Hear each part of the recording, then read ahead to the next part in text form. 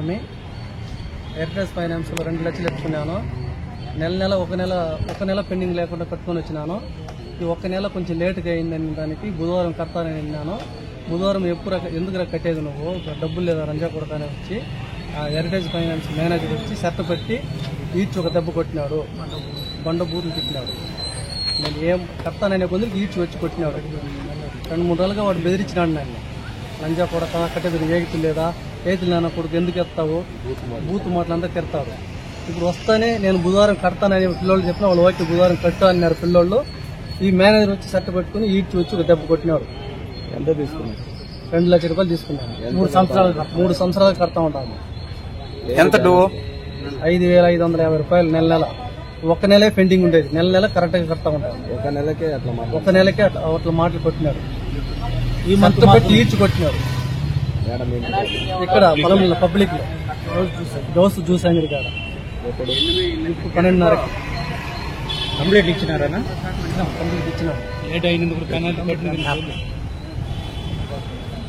Complete రాసుకుని ఉంటాను.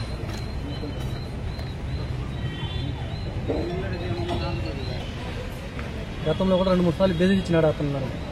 Complete కూడా వచ్చింది. పొలం నెల దొరికితే ఎగిస్తంట నా కొడక అన్నాడు. ముందు 2 సార్లు వచ్చినాయంట. 4-5 సార్లు 4 మందికి వచ్చినాయంట. ఇంతకు ముందు ఇది నాది 5వది. ఎక్కడ ఇది ఆఫీస్? ఇక్కడ పొలం నెలలో గుజరాత్ హెరిటేజ్ ఫైనాన్స్. ఆయన మేనేజర్ పేరు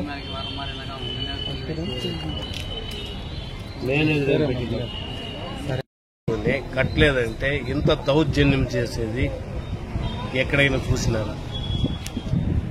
ఫైనాన్స్ అనేది తీసుకుని కట్టుతా ఉండేది. అప్పు కట్టేలేదని చెప్పలేదు కదా, కడతామని వాయిదా ఏమంటా ఉండదు కదా. అది ఒక నెలే కదా వాయిదా ఏమని చెప్పింది.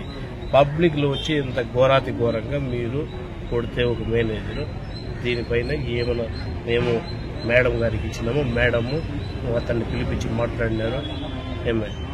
వాళ్ళు ఏదో ఒక సమాధానం చెప్పిన దానికి మేడము సర్దుబాటు చేసినారు. ఇప్పుడు మీరు ఏం న్యాయం కావాలని కోరుకుంటున్నారా? ఇది మాకు న్యాయం కావాలంటే అతడు ఏ విధంగా పబ్లిక్ లో కొడతాడు అనేసి. కొట్టే హక్కు వానికి ఎవరు ఇచ్చినారు? ఇదే మాదిరిగా ఫైనాన్స్ తీసుకుంటే వాళ్ళంతా కొట్టేదానికి వీళ్ళకి హక్కు ఉంది. వీళ్ళు తాకా పెట్టిన భూమిని కావాలంటే లీగల్ గా ప్రొసీడ్ కావాలంటే ఒక యజమాని పైన పోయి దౌర్జన్యం చేస్తే ఇదే మాదిరి మేనేజర్ అంతా ఏ విధంగా ఉంటుంది?